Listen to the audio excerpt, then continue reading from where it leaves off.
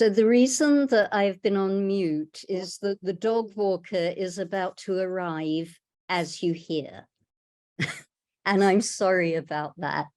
But let me attempt to begin, and we'll see how we go. I see that there are other dogs in this class, so people are going to understand, I think.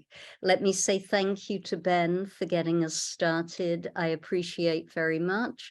And the lesson that I've learned today is do a Zoom run through before you do the Zoom class. So thank you, Ben. Very much appreciate. We should let you get back to what you were doing. Okay, and I've made you and Brittany co-hosts, so you guys should be good. Thank you. I'll see you later. Thank you so much, and Brittany, thank you. Okay, I am sorry also for the rather peculiar lighting, but it's all a bit golden, but it should all balance up. And hey, today is a day that we're going to be doing lights anyway. So welcome in everybody, and I am sincerely sorry to have kept you waiting. Welcome to our second Jewish objects class, where we're going to be talking about Shabbat candles. So I like to ask at the beginning of every class if there is anybody who would like to dedicate their learning for tonight. We can dedicate for happy reasons, we can dedicate for somebody who's sick, we can dedicate for sad reasons, whatever you would like to do. Anyone want to dedicate? Well, Yes, Florine. I would love to dedicate this in memory of my friend who passed away Saturday, who made Shabbat and Jewish holidays so meaningful and so loving. Her name was Arlene Rosenblatt, and we were friends with her and her husband Sid when we belonged to Ahavat Torah. That's lovely, Florine. Okay, so for Arlene Rosenblatt, we dedicate.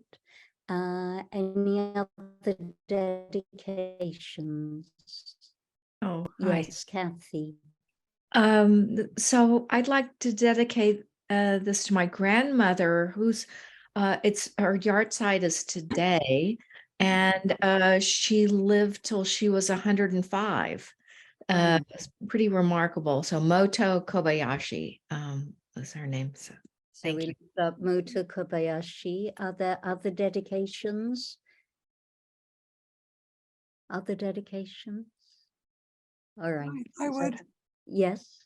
I would, to my mother, Malka Schulweiss, whose second yard site it is almost, and whose candle lighting I and my kids will remember all their lives. Thank you, Elisa. So to your mother, Marta Schulweiss, was it? Malka. Malka Schulweiss. May her memory be a blessing. Any other dedications in our room? Okay, so let's say the bracha for study. The bracha for study I do not have on text because we all end up learning it. So it's actually the same as the bracha for Shabbat candles, except for the fact that the final words are not lahadlik ner shel Shabbat, but are la'asok b'divrei Torah, to engage in words of Torah. So if you'd like to unmute, please go ahead and unmute. And we will say the bracha, and then we will study.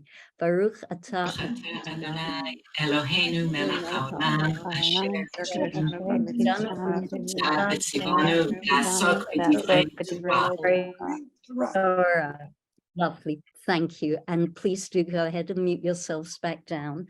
I want to be noticing as well that we are standing on a turning point in Israeli time.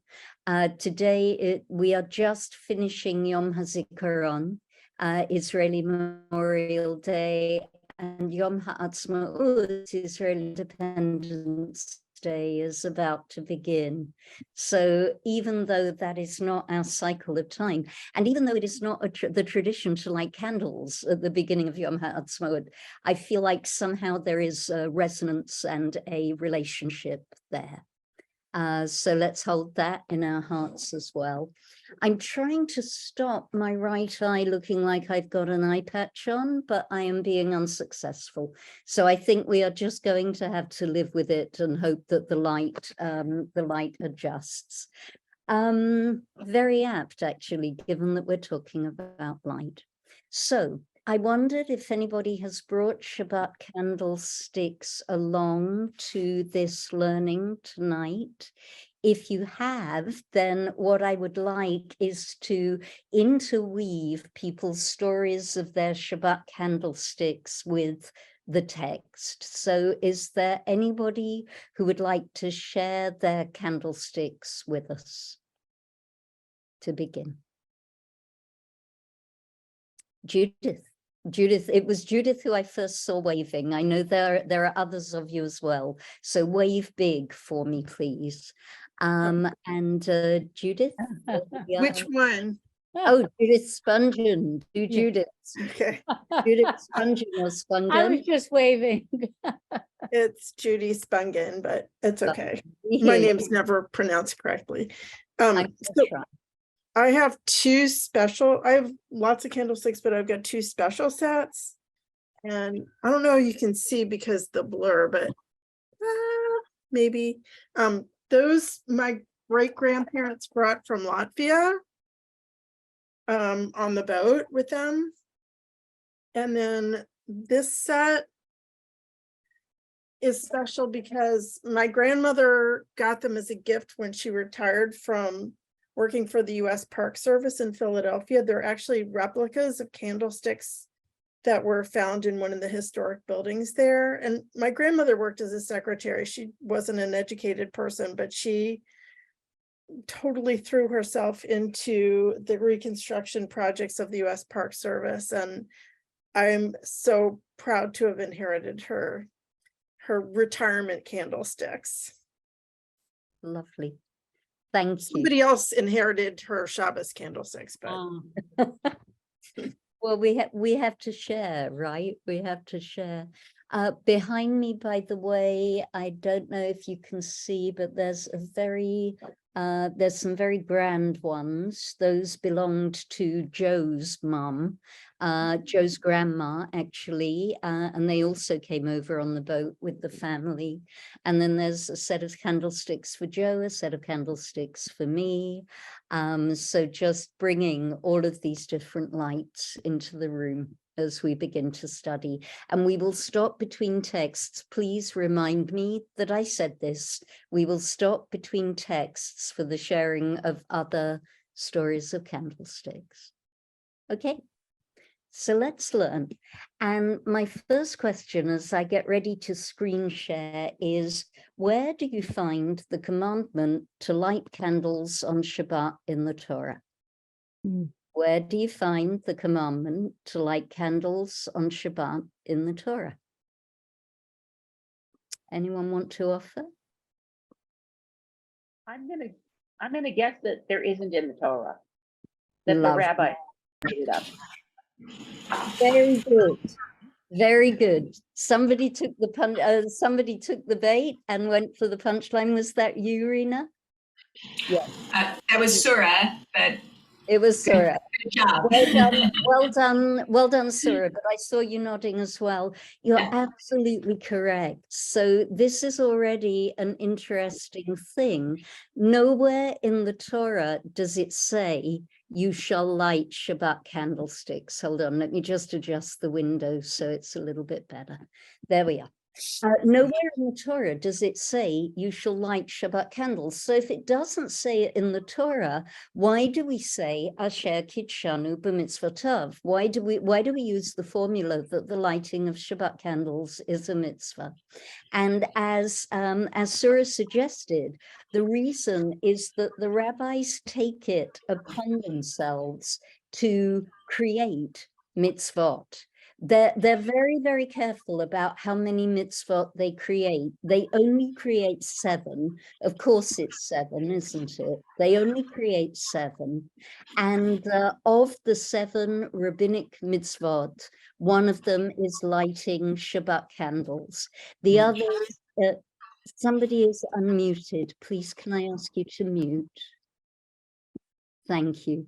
The others include reading the Megillah, Ashekachanu b'mitzvotav v'tzivanu al mikra Megillah, and to make an eruv on Shabbat, and some others as well. Really, it's one of those things that as a rabbinic student, you learn the 7, and then you think, well, I'm not going to carry those around in my poor brain because I can always go and look them up.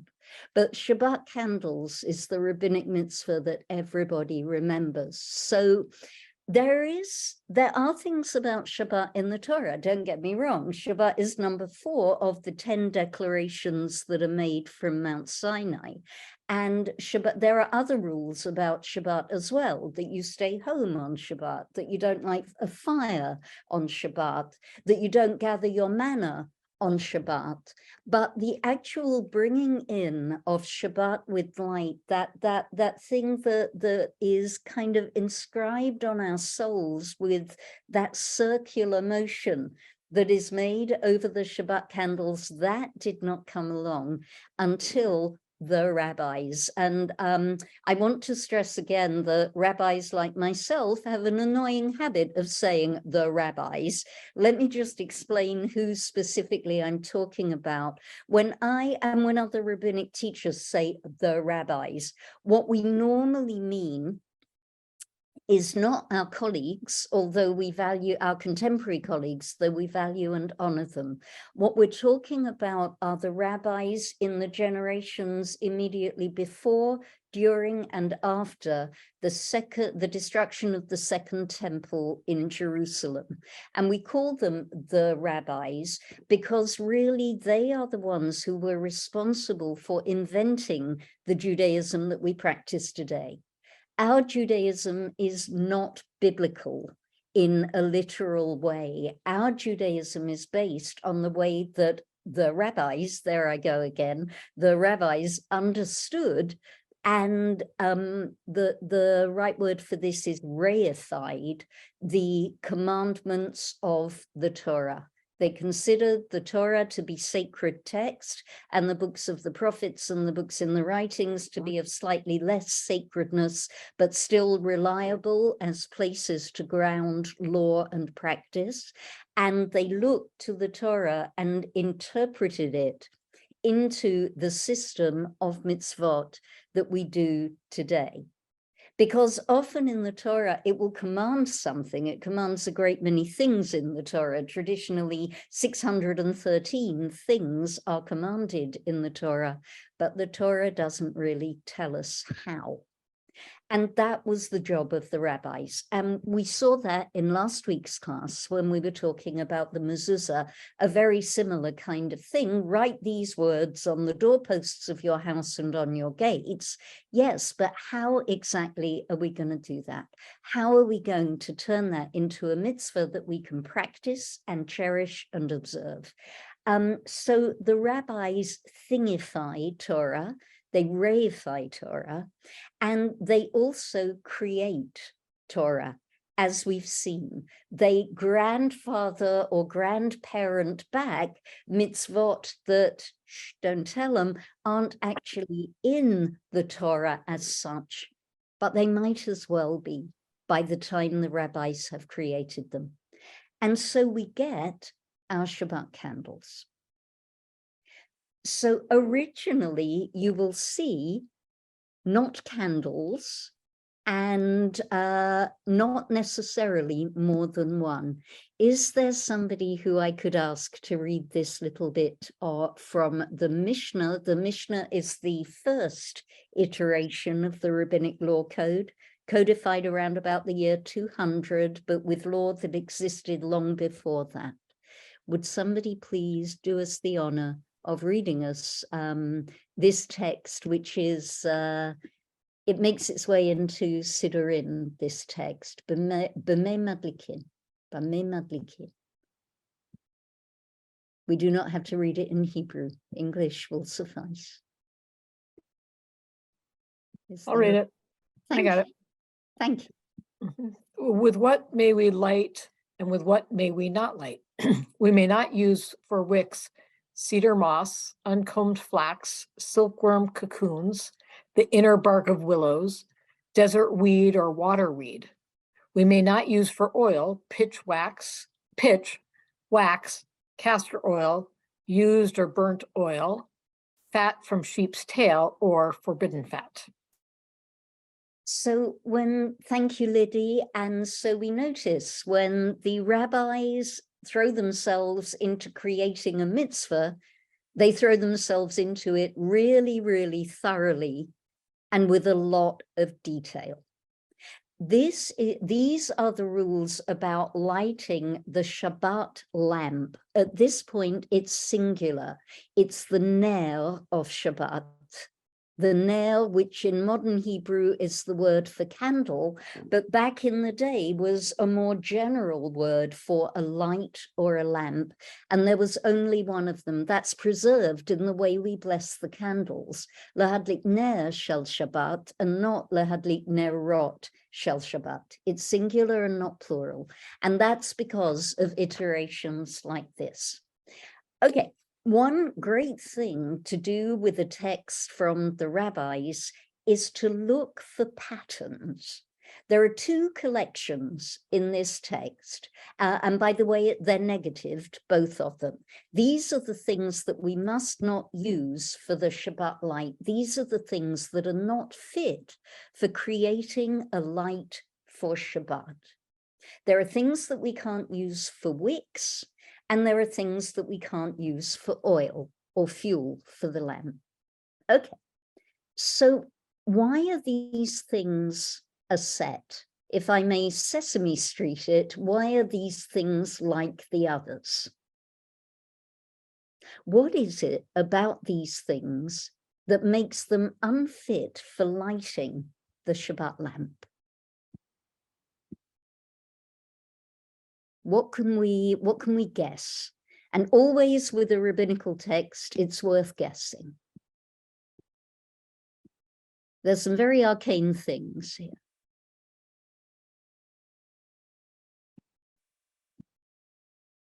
Florine, yeah, I see your hand.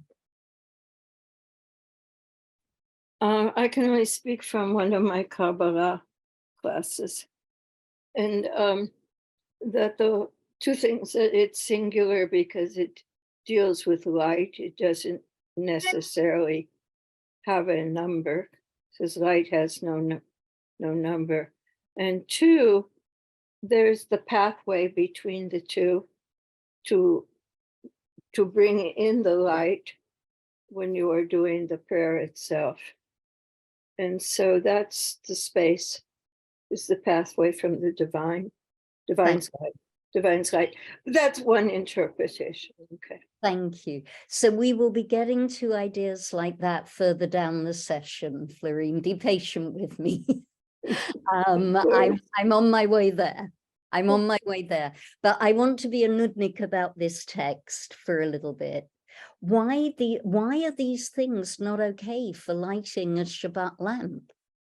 Why can we not do that? I see Susan and then I see Sura. It sounds to me, especially looking at things like uncombed flax and waterweed and desert weeds, that they aren't high quality to use, and not using burnt things. They want something of a higher quality than you might use every day, or it's easily accessible and doesn't take some thought behind it. Oh, lovely. Okay, so a higher quality, something that needs thought behind it, something that is not of the everyday. This is beginning to sound a little bit like Shabbat, right? Yeah, that it's the day that is not like the other days. It's the day where, as Florine says, there are possibilities that exist vis-a-vis the divine that don't exist on other days. Okay, so we don't use ordinary stuff. We don't use unfinished stuff. We don't use stuff in its crude form. Good. Surah, what would you add? I'm looking at the things that you may not burn, and pitch, that's tar. That would smell terrible. Castor oil, I imagine it smells as bad as it tastes. used oil, you don't know what's been cooked in it or done with it. I think there's some kind of fat from a sheep's tail. That has a halachic question, and I can't remember exactly why you're not allowed to eat that, but you can't eat it, so I'm guessing you can't burn it. And then if you look back at the Ner Tamid and Hanukkah, I mean, that's the example of where you need pure oil, Lovely. and they were using pure olive oil at the time. Lovely. Thank you. And we have got ourselves there. On my own sheet of notes, I don't have anything more to add. We've got the complete thought here.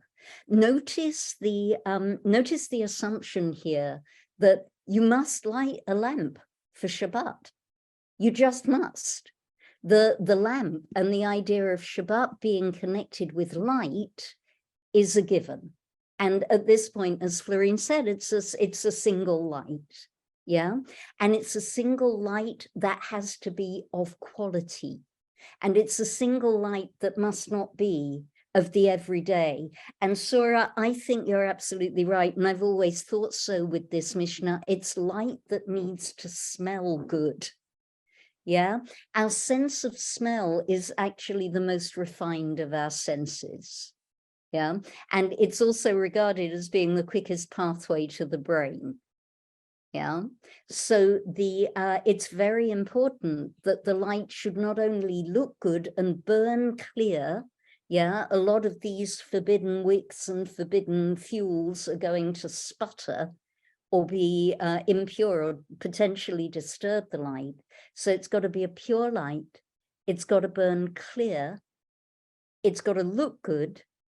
It's got to smell good. And that's the kind of light that becomes integral to Shabbat. Okay, so remember, these are the lights that are eventually going to be lit in our candlesticks. Yeah, the pure light of Shabbat.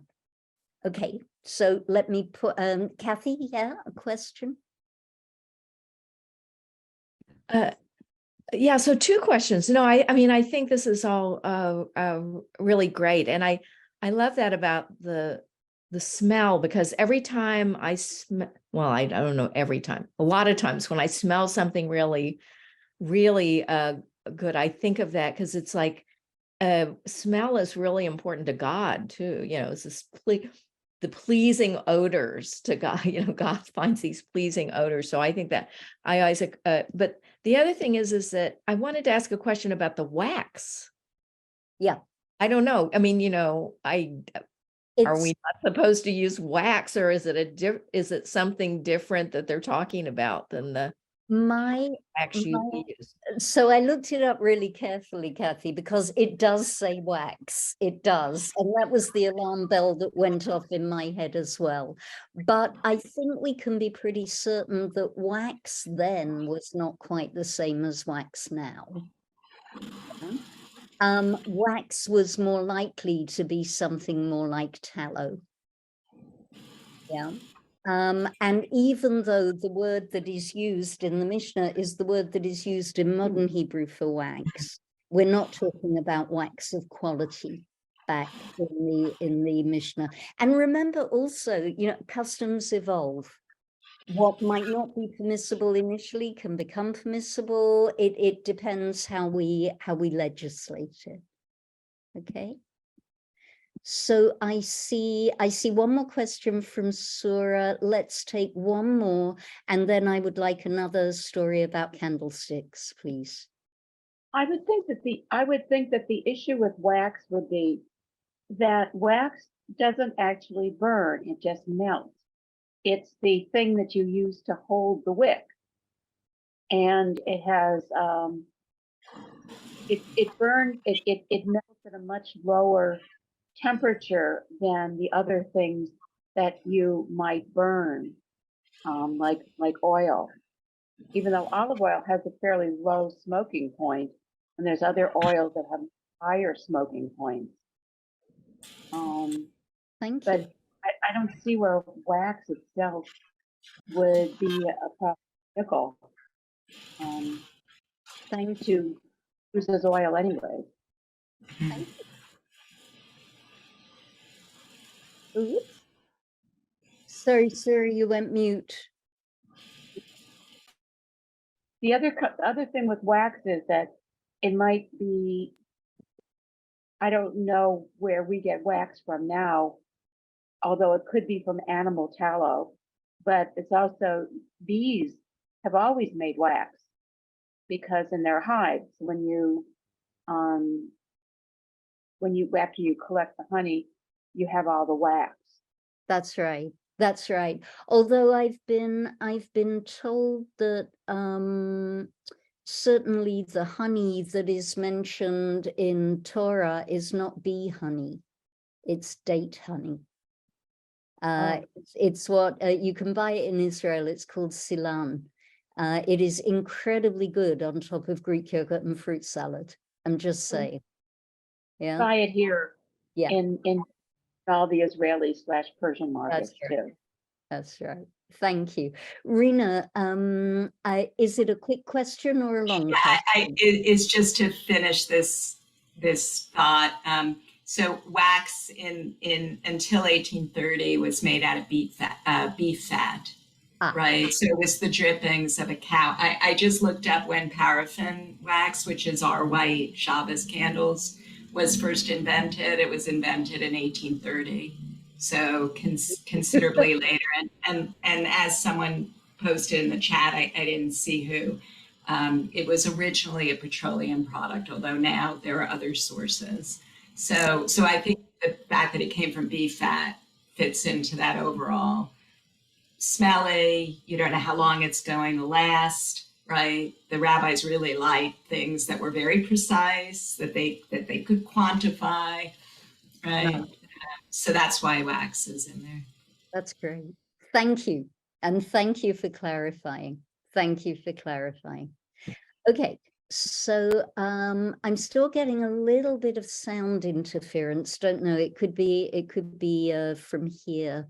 I think there might again there might be a lot of barking and yelling. So just be aware of that. Okay. So somebody else's candlesticks, please. And now that I have mastered the technology, let me pin you so that we can share. Jane, yes. Let me just spotlight you. Okay, so mine are not heirlooms because when I got my own house, there was really no one to inherit them from. Mom still was around, she still used hers. So I just got some IKEA ones, used those for a while. Then when I went home and dug through some old stuff and brought it here, I found, this is one of two things I'm going to show you. These from a trip to Ireland in Waterford. Goodness. So it has nothing to do with Judaism, but it's what it was just easy and it's meaningful for that trip, that little trip that I took. More recently, oh, by the way, do you guys remember these that Ikar sent out? I think they're just lovely. They're like from the woods. They're like two little branches with candles in them. These I love. I don't use them that much. I will, and they will definitely be heirlooms. But these, let me just kind of show you the box, the presentation. It starts out like this. A company called Hoshen, and they do a Woman of Valor candle, which kind of has three parts, but this is the whole Woman of Valor song in Hebrew. And the idea is that you put the candle, your tea light candle underneath, let's just say like this, and it illuminates. It could, like the shadows will go on the walls around your room, the whole Woman of Valor thing. And it's just so lovely. It came with a booklet on Ruth, and all kinds of other wonderful things. And if that interests anybody, I got it at the Shalom House in Woodland Hills. It's beautiful. Thank you. Yeah, you're getting hearts in the windows, Jane. That's gorgeous. I love the idea of the woman of valor written in shadow on the walls on Friday night. I think that's a superb idea. Thank you. Thank you. All right, so back to text. I love the way that the candles are talking to the text. So we've established that, we have established that a light, a good quality light, a special light, is integral to Shabbat.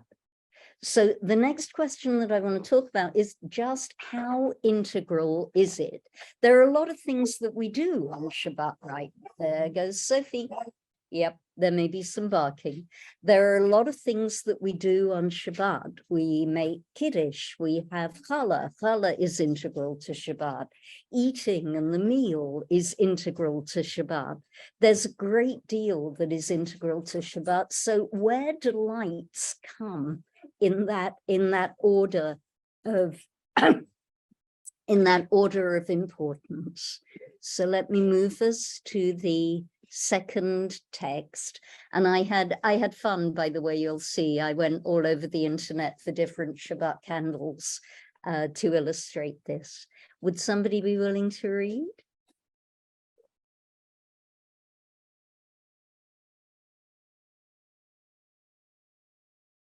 Just jump in. Okay. Thank you. Rabbi said to Abaya, I say that Shabbat lights are an obligation because Rav Nachman bar Zabda, though others may say it was Rav Nachman bar Rabba, said that Rav taught Shabbat lights are an obligation. Washing hands and feet in hot water before Shabbat comes in, it's optional. But I say that it is an obligation too. Okay, so a little bit of discussion about Shabbat priorities here. Two teachers, Rava and Abaye, quoting other teachers. It's a very Talmudic thing to do, and you will have seen that happening before, I'm sure, in the other rabbinic texts that you've studied with your other Ikar teachers. So where do we come out? How important, what does this teach us about the importance of Shabbat, the Shabbat light? Or Shabbat, it's still, that's a mistranslation on my part. We're still actually talking in the singular at this point. What does this text add about the importance of Shabbat lights?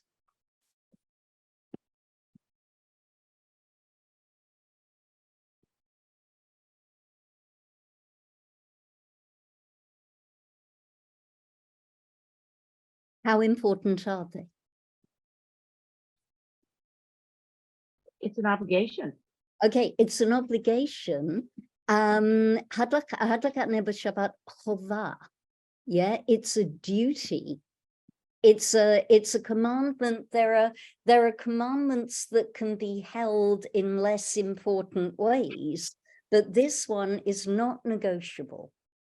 Shabbat, it's almost as if it's saying Shabbat without light would not be Shabbat. Yeah, so this is moving the idea of lights on Shabbat to the very, very top of the pile. Yeah, Shabbat is an obligation. And how does it match up to washing your hands and your feet in hot water? Remember, in the ancient world, hot water would be something that wouldn't come out of a faucet. How does it match up to, what wins out in terms of comparing lighting your Shabbat light and washing your hands and feet in hot water? It's optional. It's more of an optional. It's not an obligation. So which one of the two is not an obligation? Washing your feet. Okay. And I- hands. It says in hands. Yep. Right. I think of hands as more, for some it's more of an obligation, but it's, it does say that it's optional, hands and feet. Lovely. So one rabbi is saying, Rav is saying that lights are an obligation. Being clean for Shabbat is optional. Making sure that you're really clean. This would have been a person's weekly bath, okay? And that remained the case historically for quite some time. But the punchline here is that Rava clearly likes a bath and likes to be clean for Shabbat. But notice the hidden invitation in the text to compare the purity of the Shabbat light to the cleanliness of the body. Yeah, that just as it is important to be clean before Shabbat, and we can understand that both physically and metaphorically, just as it's important to be clean before Shabbat, you have to have a light for Shabbat as well. In fact, for one of these rabbis, having the light is even more important than being clean. And being clean for Shabbat is really very, very important indeed. So now that we've established that you got to have a light on Shabbat, it's not negotiable. It's not going to be Shabbat without having light in some way. It's a non-negotiable mitzvah, a chovah, an obligation. Yeah, and that light is integral to Shabbat. It wouldn't be Shabbat if you didn't have the light. The next question that the rabbis are going to ask is, okay, well, why? We've made these declarations that says that having a Shabbat Shalai is even more important than not having stinky feet. Okay. In other words, very important, but why? So now we get three texts that are subdivisions of text number 2. So I'm going to wait on asking for candlesticks at this point. Just while we've got text 2 fresh in our minds, here are 3 possible explanations, and I am going to try and show us how they do actually all tie together, that what looks like a certain lack of agreement on the part of these various rabbis actually amounts to agreement. Just before that, Surah, did you have your hand up, or was that a miss? Yeah, I did have my hand up, but you've moved on. I was just noticing that that the writer, he uses chovah for the other events, for lighting candles, but when he says, well, in my opinion, I say it's a mitzvah. So he says it's a commandment, not just an obligation. He calls it a mitzvah. Yes. The last word. Yes. Yes, but that's referring to the washing, I think. That's referring to the washing, yes. Yes. Mitzvah. Okay, so he's lifting up the washing to the level of mitzvah. Shabbat lights remain a chovah, a non-negotiable obligation. Yeah? There are categories here. Nowhere in the Torah does it say you must wash before Shabbat. That's what he means when he lifts it up to a mitzvah. Yeah? Does that make sense? Okay, good. All right, so why is the lamp on Shabbat an obligation? 3 different opinions from 3 different rabbis, from 3 different periods, actually. Who would like to be a rabbi? I will. Thank you. Shabbat lights are an obligation. The mitzvah to savor Shabbat, oneg Shabbat, tasafot. So that's one explanation. This is the explanation by Rashi's grandsons, grandsons-in-law, no, sons-in-law. No, Tosafot is Rabbi's grandsons. And Tosafot are saying, why are Shabbat lights an obligation? They're an obligation because that's how we fulfill the mitzvah of Oneg Shabbat. Let me put a pin in that and come back to it. Good. Judith, next one. Which Judith? Me? Oh, yeah, yes, please. If you're reading. Okay, I'm fine with it. Okay. Okay. An obligation. It constitutes honoring Shabbat, since a significant meal can only take place where there is light as bright as day. Rush. Okay, so here's a different word. It's kavod Shabbat. It's the honoring of Shabbat rather than the oneg, which is the mitzvah of savoring Shabbat. And how do we honor Shabbat according to Rashi, ladies and gentlemen? Well, ladies, I think we might be an all ladies. No, we are a ladies and gentlemen class. How do we honor Shabbat according to Rashi? There's only one way. Eat. Eat. A good meal. We eat a good meal. And notice again the sensuousness of this. Yeah, there's no point in eating in the dark if your name is Rashi, right? You're not going to enjoy what you're eating if you eat it in the dark. So not only have you got to have a light in order to be able to honor Shabbat by the eating that you do, but the light must be as bright as day. Yeah, or ka'en yamama. A light as bright as day. And so it's because the light is an obligation, because without it we wouldn't be able to savor Shabbat. The light is an obligation because without it we wouldn't be able to see what we were eating. Oy vavoy, that would destroy Shabbat. Yeah, and one more reason. Florina, I see you. Let's just do text number 3 and I'll come to you. You need to unmute, Judith. Shabbat lights are an obligation because they preserve peace in the home by ensuring that nobody trips over a log or a rock. The lamp, candles need to be long enough to burn until everyone has gone home. And if they are not, the bracha that was made over them was a wasted bracha. Mishnah Beira. Mishnah Berurah. Mishnah Berurah is a late law code, and it's a commentary on an earlier one, because as so often in Judaism, everything is a commentary on everything anyway. It's a commentary on the 16th century Shulchan Aruch, and according to the Mishnah Berurah, why are Shabbat lights an obligation? So don't trip over a log or a rock. So you don't trip over a log or a rock. Is that the same as the eating thing? Does that feel as important as the eating thing or the savoring thing? Feels a bit negative, right? Yeah, For it does. This is a negative. It does. Yeah. Well, safety is a positive. Safety is a positive, but it's expressed in the negative. Okay, preserving peace in the home so nobody trips over a log or a rock.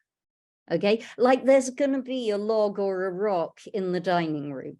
Okay, I'm pushing this for a reason. All right, I see hands. Florine, let me come to you first. Yeah. I thought that the Shabbat candles are not to be used for any other purpose than to communicate with the divine. So this is really shocking to me. Those are the Hanukkah candles. We say when we light the Chanukia in the paragraph that begins Hanerot halalu anachnu madlikin. We kindle these lights. Let's see if it's still on my hard drive, shall we? We kindle these lights on account of the miracles, the deliverances, and the wonders which thou didst work for our forefathers by means of thy holy priests. During all the 8 days of Hanukkah, these lights are sacred. Neither is it permitted to make any profane use of them, but we are only to look at them. Yeah, so the Hanukkah lights, their only purpose is to be lights. But the Shabbat candles, and this is a delicious irony, the Shabbat candles are working candles, is how I would put it. Yeah, the lights of Shabbat are there to do the job, to fulfill the task of bringing in light. So I agree. It is different. It is shocking, but they've always been regarded in that way. And maybe that is the reason, by the way, that we cover, we do, maybe it reads into the ritual of lighting the lights, because remember, we light them before Shabbat. They start working before Shabbat comes in. Yeah, and then we let them go out naturally. Okay, Rena. I don't know if you want to deal with this now, but I'd love to understand how this mitzvah became so elevated amongst the Haredim in particular. And I'm going to speak from 2 different angles. So when a Chabadnik truck or my neighbors stop me in the street, I'm a woman, they accost me with candlesticks. Are you lighting Shabbos candles? You know, as if I'm not. And, you know, and my father, they used to stop and try to make him late tefillin, right? So of all the hundreds of mitzvot, this is the one that has somehow become like a version of Jewish identity or a gateway into religiosity. And then there's the other side of it, which is the Ethiopian Jews who practice Second Temple religion by and large. They do not light Shabbat candles. I volunteered with them when I was much younger. They literally sit in the dark on Shabbat.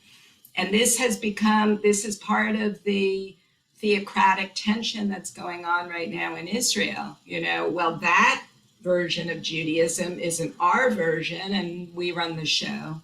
So I'm very curious how this mitzvah became so much more important than all of the others. So we're going to be coming to the text that explains the link between women and lighting candles. So I'll ask you to hold on that until we get to that text. It's not going to be the easiest text in the world, but we need to deal with it. Thank you. As far as the Ethiopian goes, I do not want to get us distracted into the theological struggles in Israel. Same issue. Same issue. That's all. But what I can say is that it hooks back to the fact that candle lighting isn't in the Torah. Right. So exactly. If you're practicing a Torah Judaism, there isn't going to be a place in it for lighting Shabbat candles. Yeah, it's a rabbinic mitzvah. So that would be my best guess as to why. Okay. All right. Alexandra, and then I have something to say, and then we're going to look at another pair of candlesticks. Yeah.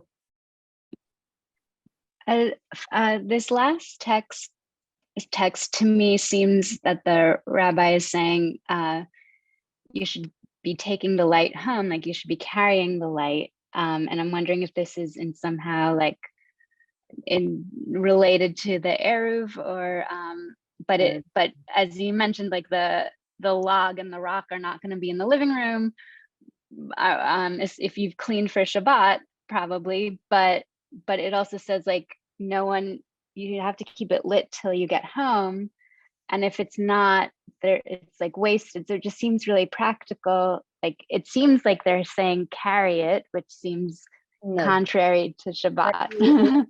Let me just answer that thought on its own. They're not saying carry the light outside. Okay. They're definitely not. The light is inside the house. Got it. And I think that these logs and these rocks are a little bit a product of the rabbinic imagination. I think we've got a little bit of exaggeration going on here. Yeah, the point is that there should be enough light. Well, let's deepen into it a little bit. They preserve peace in the home. I would say that this is the key phrase in this text. Yeah, they preserve peace in the home. Okay, lay aside your logs and your rocks. How does light preserve peace?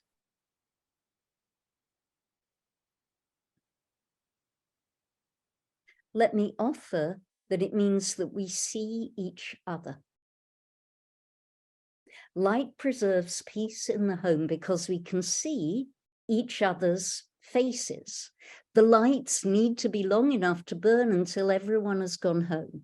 Because once everyone has gone home, then we go to sleep and we're not looking at each other anymore. We need to be able to see each other's faces. And somehow it feels like even more so than we're going to savor Shabbat, and even more so than we're going to honor Shabbat by feeding ourselves, by giving ourselves the best to eat, and by literally, if you want to think of it this way, making ourselves bigger to take on more of Shabbat. We're going to, it's about the relationships. Why do we have a light on Shabbat? There's something there of each otherness. There's something there that is inviting relationship. Why do we have to have Shabbat candles? So that people in the room can connect with other people in the room, even more so than the food. Even more so than the general commandment to enjoy, I want to offer that Shabbat, the reason that we have Shabbat candles more than anything else is to scaffold and to reinforce human relationship. And I would even go so far as to offer that that's why we have more than one candle. There's a lot of things that come in twos on Shabbat, right?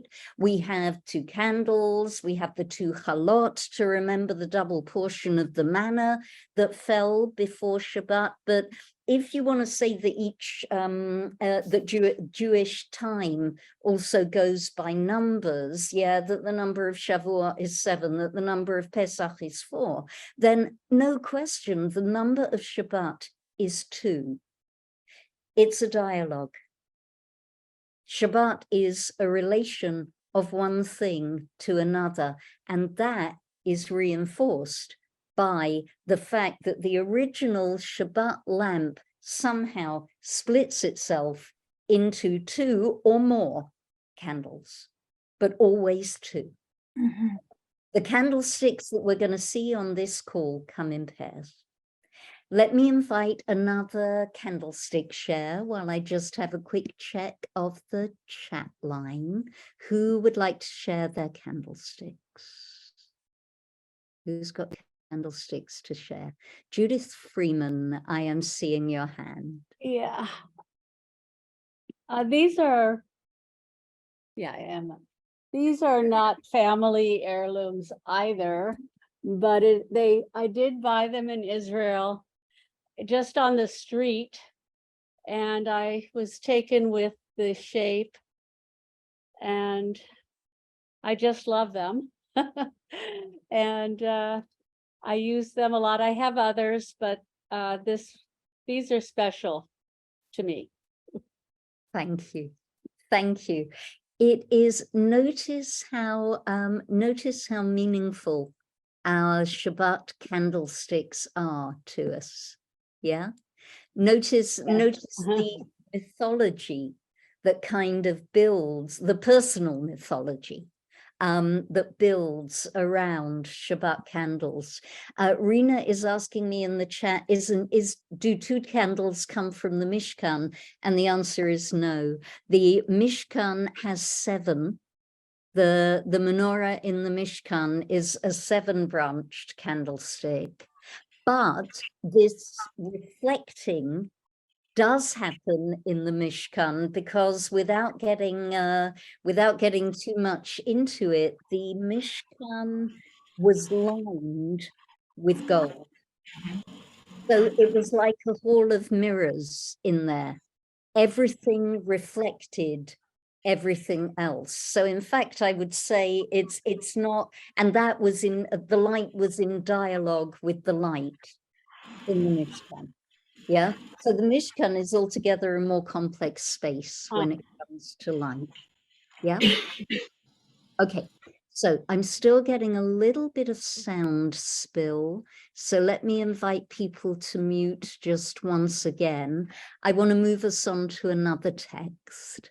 So let's go to this one. I love this one. I love this one. And Rena, we're moving towards your women and Shabbat and women piece. Would somebody please be Maimonides for us? Would somebody please read Rambam? I can do it. Thank you, Judith. Kindling the Shabbat light is not optional, as in we light if we feel like it, and if we do not, we do not. Yeah. Nor is it one of the class of mitzvot that only arises if circumstances demand it, such as making an eruv for a courtyard or washing our hands before we eat. No, it is an absolute obligation. Both men and women are obligated that a light should be kindled in their home for Shabbat. Even if a person has nothing to eat, they must go from door to door so as to take oil and light the Shabbat light, for this is part of the mitzvah of savoring Shabbat. Thank you. So a few things to notice here. First of all, men must light.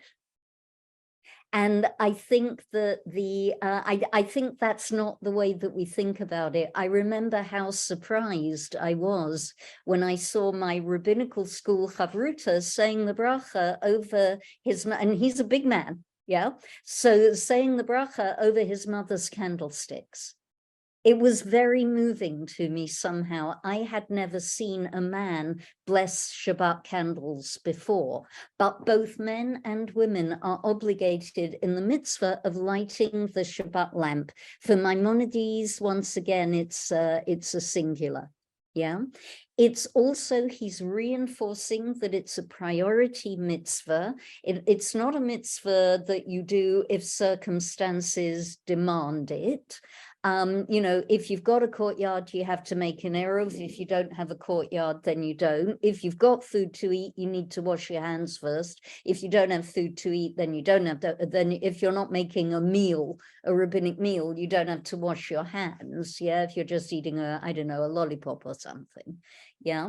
None of that. Once again, the light for Shabbat is a non-negotiable mitzvah. And notice the end of this. If a person has nothing to eat, they must go from door to door. Because why? Because relationship. Because relationship. If you do not have a light for Shabbat, then it's an obligation on you that you have to put yourself in relationship with other people. Shabbat is a dialogue and not a monologue. And the light symbolizes that on some level. The light symbolizes this kind of connection. Thoughts, reactions? Or maybe another pair of, oh, I see two hands up. And maybe another pair of candlesticks coming at us soon. Kathy, yeah.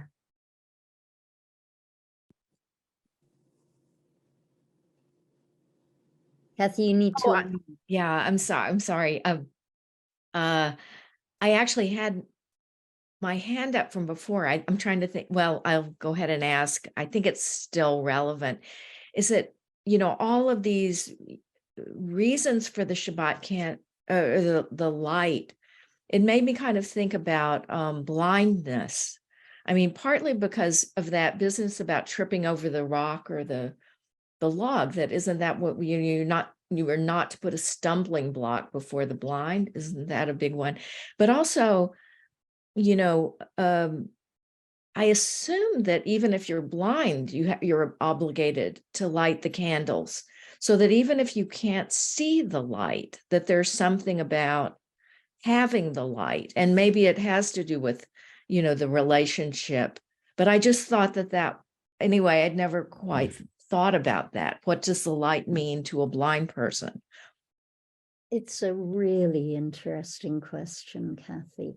I don't know the answer. I don't know the answer for certain. By analogy, I would say yes, a person who can't see should light. My guess would be that that there would be an argument that says they're lighting in order that others should have light, even though they don't get benefit from the light, others do. And if lighting on Shabbat is an absolute mitzvah, then it's a non-negotiable mitzvah, whether you can see it or not. Yeah, the mitzvah is not to see the light. But by analogy, Kathy, the question does arise: should a blind person wear tzitzit? Because the mitzvah for tzitzit is ureitem otam, that you should see them. So the question does arise: well, if you're blind, do you wear tzitzit? And the answer is yes, you do. So I would say that by analogy, yes, you would light for Shabbat, even if you don't get the benefit of seeing the candles. And there is something really beautiful and poignant about that to me. Thank you. That was a lovely question. Susan and then Sura, and then we'll look at more candlesticks if there are any. Hi, Susan put her hand up, but it's me who had the question. First of all, it's more about the technique of the text. I missed the citation from Rashi, but we've lost you. Sorry, we lost you there completely, or at least I did. Come back. Can you hear now? Can you hear me now? Yes. Okay, my question was on the citation from Rashi. Rashi doesn't make Pesach halacha. He just interprets what someone else, he thinks the rabbis meant in the Talmud. I didn't see the exact citation, so I was questioning why you use that. And my next question is, why do you always put Rambam in the Mishnah Torah last? Because he usually is the punch that, he looks at everything and dissects it and lays it out, point by point. So the short answer is because this isn't a halakha class. Yeah, that's the short answer. And I'm mixing up my sources chronologically because I'm working thematically and not in terms of the evolution of the halakha. The Mishnah Berurah was after Rambam. Yes, it was. It was, but thematically, with where I want to go with the idea of the class, I need the Mishnah Berurah idea about relationship to come in before what Rambam's got to teach us. Thank you very much. I'm not picking on you. I just had a question. No, you're very welcome. It's a valid it's a valid question. And were this a halakha class, if I'm writing a teshuvah, I wouldn't do it like this. Yeah, if I'm writing a teshuvah, then it's my job to find the earliest source of the law and then see how that unfolds over time. But I'm working here thematically and not chronologically. Yeah, and that is important. Since you've opened the subject, that is important to me because I think that it's more of a right brain class, if I can put it that way. that these are objects that are precious to us, that we hold with their stories, that we hold with their imagination, with our imagination. The exactitude of the halakha and how it evolved is less important than me trying to reveal dimensions to those objects that we've not seen before. And in order to do that, I'm not arranging the material chronologically. Does that make sense? Yes. Yeah, kind of poetry, not prose. Got it. Great. Thank you.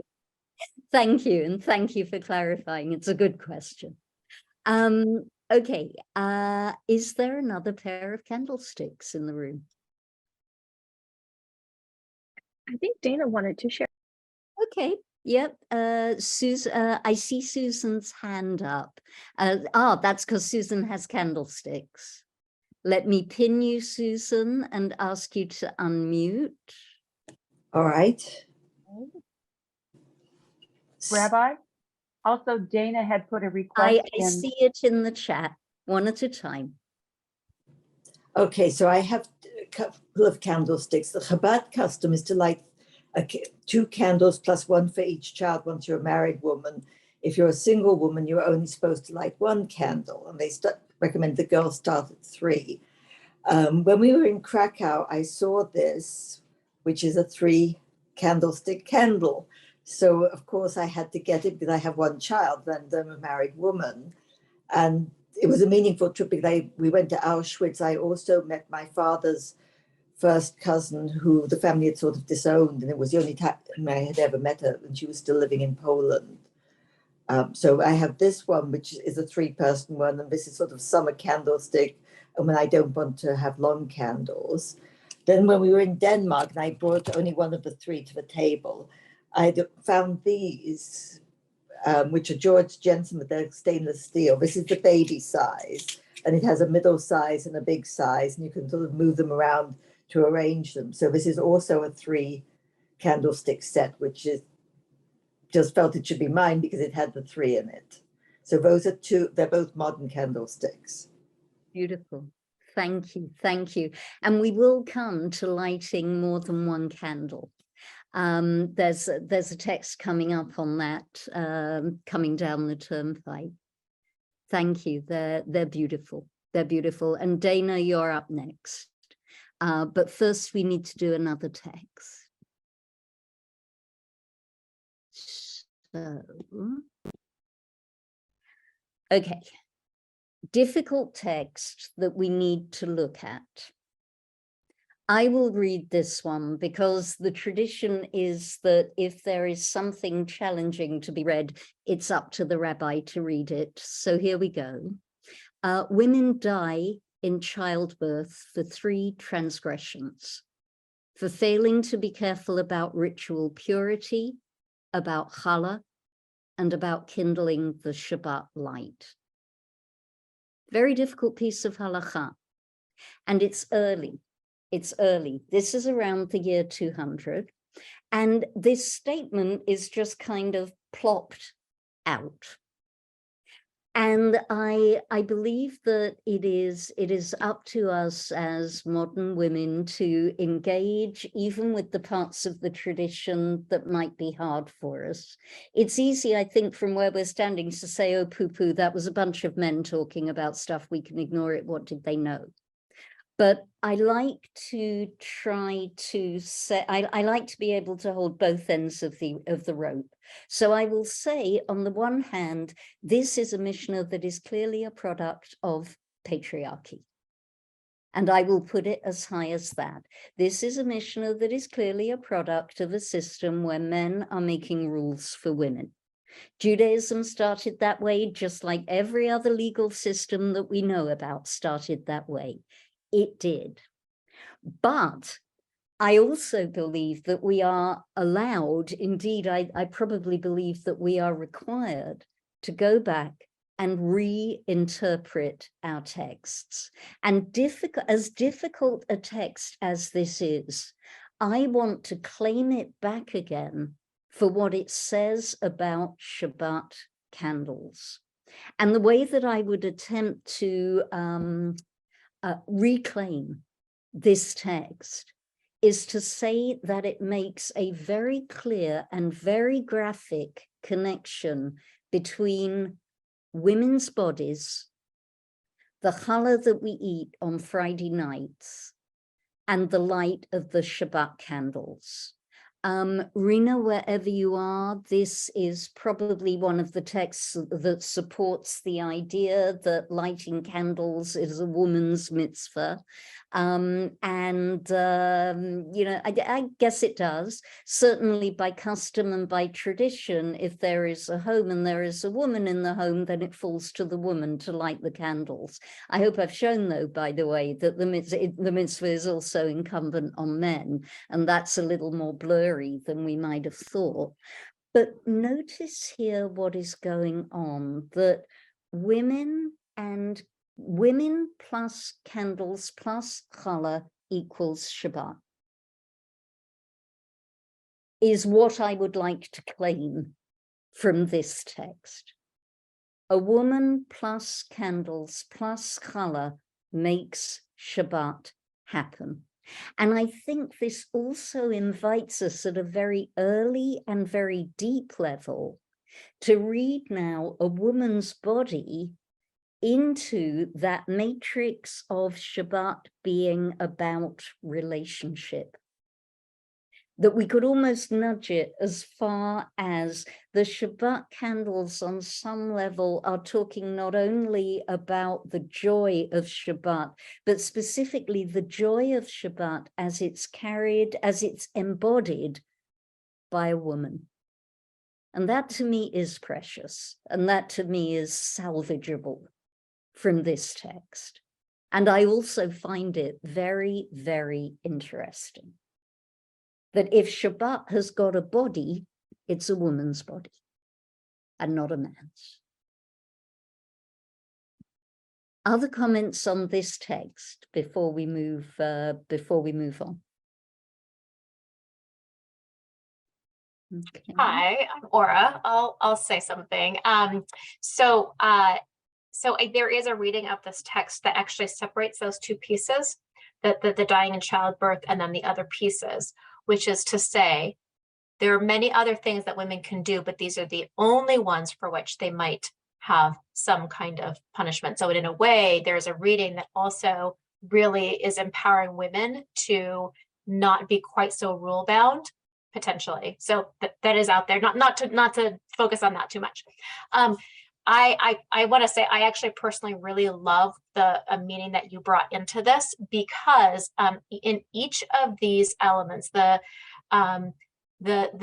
sort of women's body for reproduction, for procreation, the rising of the challah, the creating time, space, and energy, these are very powerful acts.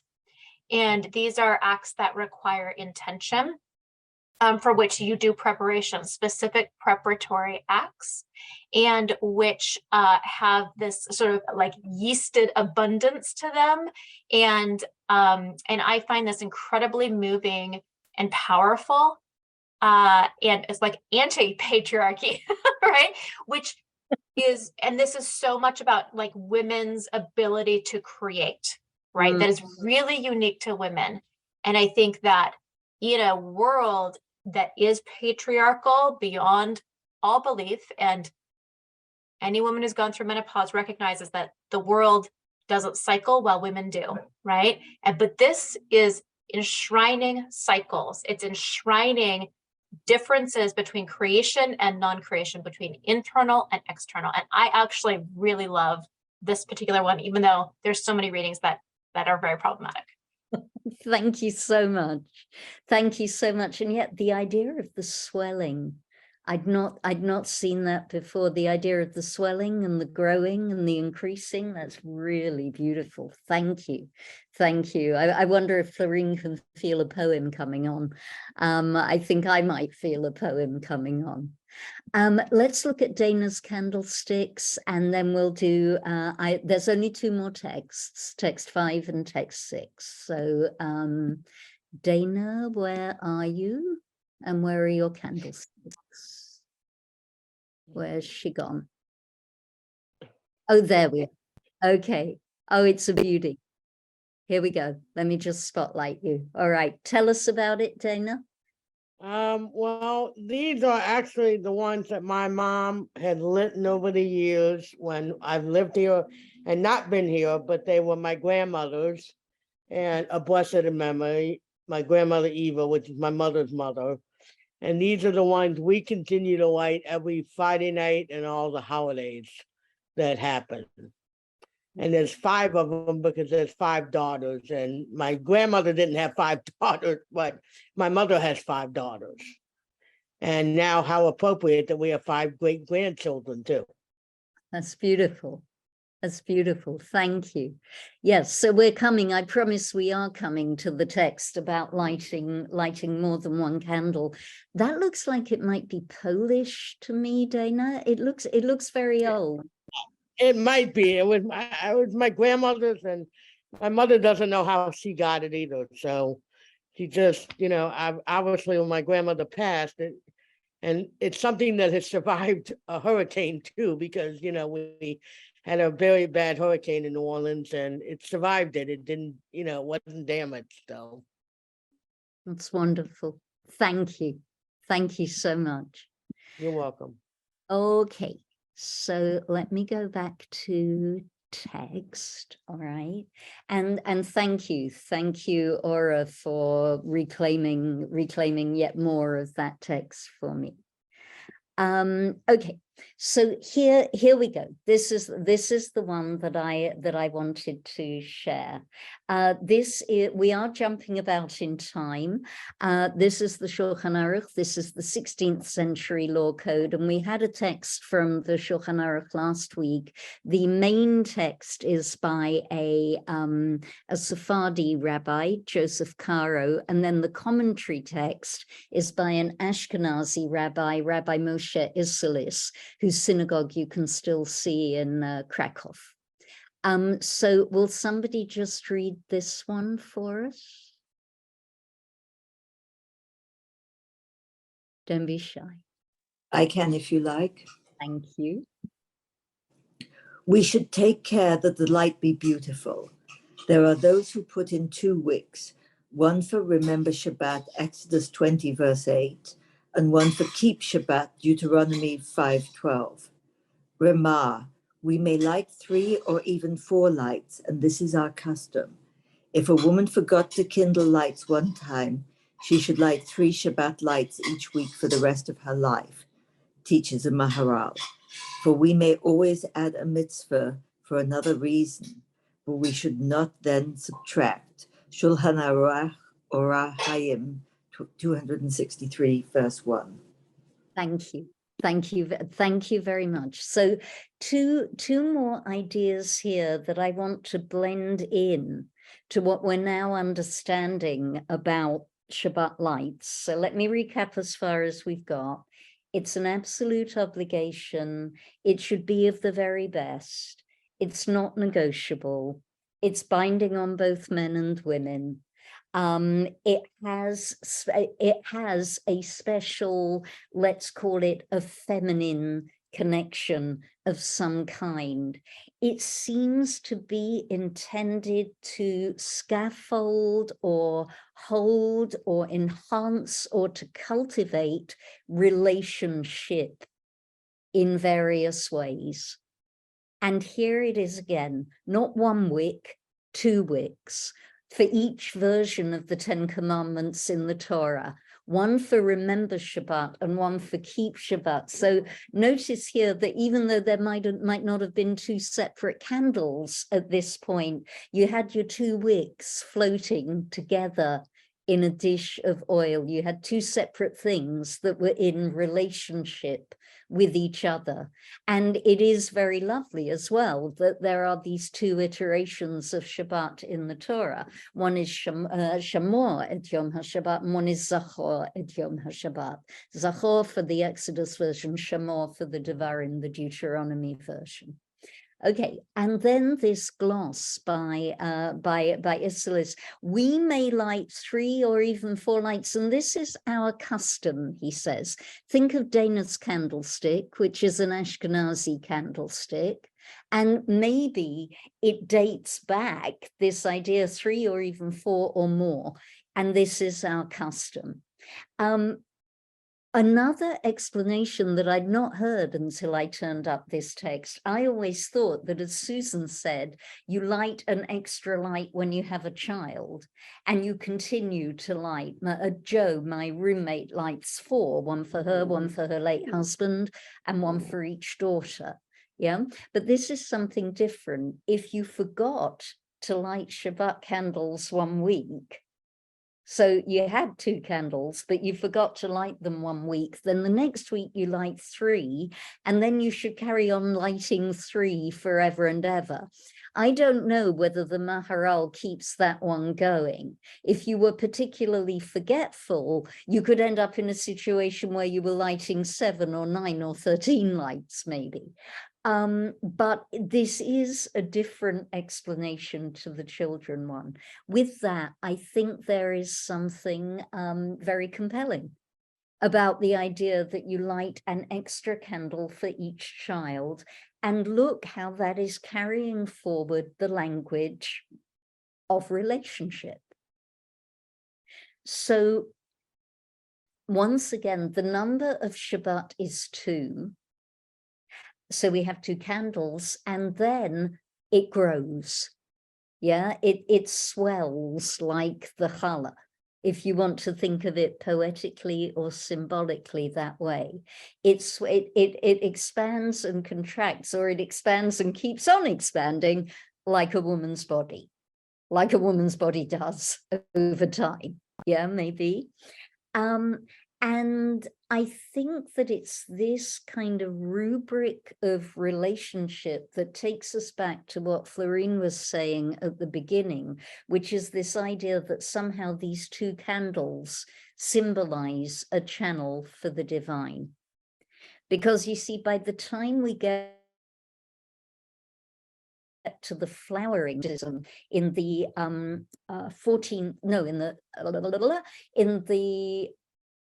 13th century and onwards, and we begin to get the personification, the blooming of the idea that Shabbat is female, that there is such a thing as a bride who comes in on Shabbat, and the idea also that Shabbat is the day where what is separate becomes united, as symbolized by it's bubbling under the wording of the Shabbat Mincha Amida, Ata Echad V'Shimcha Echad. Yeah, that things that are divided become one on Shabbat, and that is true within the essence of the divine as well. That Shabbat is the day on which the feminine aspect of God and the masculine aspect of God unite. And because of that union, blessing flows down to the world. So Shabbat is about relationship. The light of Shabbat, the 2 lights of Shabbat, merge back again into the single light of Shabbat, symbolically speaking, poetically speaking. And Shabbat becomes the day of relationship. And that, then, we can say, is why the lighting of Shabbat candles is a priority mitzvah. We've added to our understanding, yeah? We've put layers on our understanding. From right at the beginning, Shabbat was a priority mitzvah, but why? Is it so that we can see? Is it so that we can see the food? No. Well, it is, but there's more. Is it so that we don't trip over? Well, it is, but there's more. Is it so that we can see each other's faces? We're getting closer. But really, we're moving into the language of Shabbat. It's reminding us that 2 become 1. And that, of course, if we look back again at those women's mitzvot, women's bodies, and challah and Shabbat, 2 can become 1, but it can also become 3. Holy mathematics. So why do we light on Shabbat? To create a vessel for relationship. And that's the secret of the Shabbat lights that is hiding in plain sight, as I see it. Questions, thoughts, observations, and were there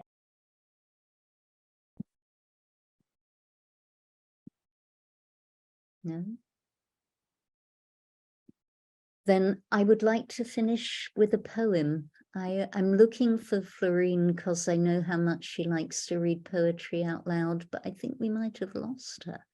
Is there, I brought a poem to conclude this from Zelda. Zelda the Israeli poet. Zelda, who was Amos Oz's Hebrew literature teacher when he was a little boy.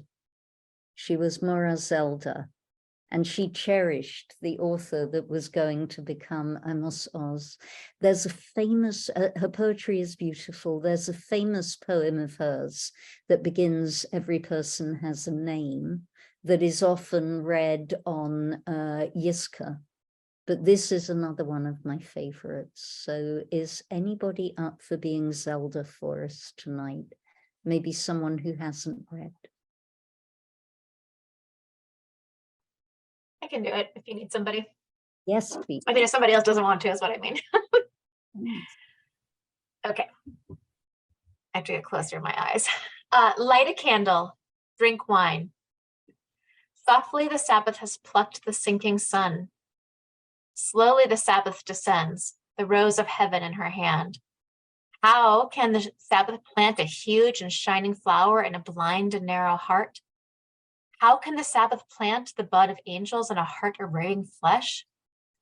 Can the rose of immortality grow in a generation enslaved to destruction, a generation enslaved to death? Light a candle, drink wine. Slowly the Sabbath descends, and in her hand the flower, and in her hand the sinking sun. Laura, thank you. And the only additional layer that I would offer on that is that there is something in this poem that suggests that the power of relationship on Shabbat is so strong that in the middle section of that poem, with all of those difficult things, she's inviting us to answer yes. How can Shabbat do this? How can Shabbat do this? How can Shabbat bring these impossible things together? How can Shabbat bring resolution? And the structure of the poem where this reflects this, here's another dialogue, look, here's another duel. The structure of the poem where this reflects this suggests very strongly to us that the answer is yes. That Shabbat has the power to make relationships and to heal what is broken, even in places where that might seem impossible. And how do we do it? We do it by lighting the light.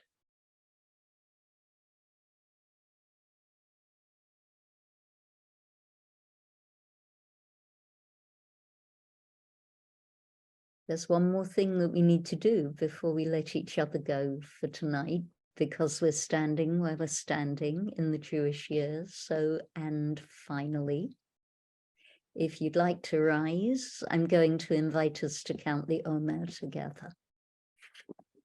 Let me just grab my little Omer counter.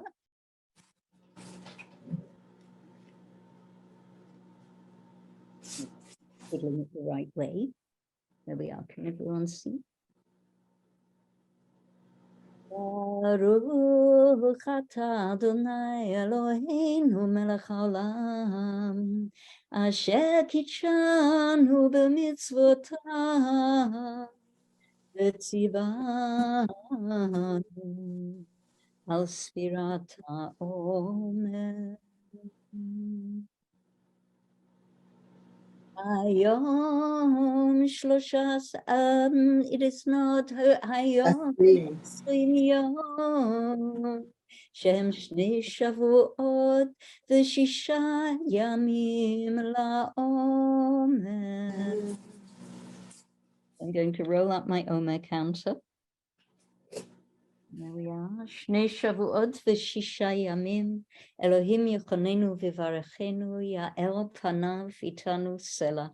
And as I look at that phrase, may God grace us and bless us, and may the light of God's face be with us. Yes, may it. I see the light in that verse in perhaps a richer and more different way than I saw it before. So next time we are going to look at Talit. So please go ahead, and if you have a Talit, bring it with you. And once again, we'll weave our Talitot among the teachings and among the objects that I'm bringing. I wish us, what do I wish us? I wish us a good Yom Ha'atzmaut at this critical time, at this inflection point in our history. And I remind us that the language of relationship between our community and the Israeli community works as powerfully here as it always has done. This idea of relationships is woven so deeply within our tradition. So may light come to the relationship and may it come for good. Any final comment? Amen. Thank you. Thank you. Thank you so much. So welcome. Beautiful. Let me once again shout out to Ben, who rescued us at the 11th hour. And I promise that I will do a dry run next week so that I can begin the session exactly on time. Take good care, and Shabbat, no, it's a bit early to wish Shabbat Shalom, unfortunately, but keep it and you can start wishing it for yourselves after midday on Wednesday. Thank you. Take care, everyone. Thank you. God bless. Bye.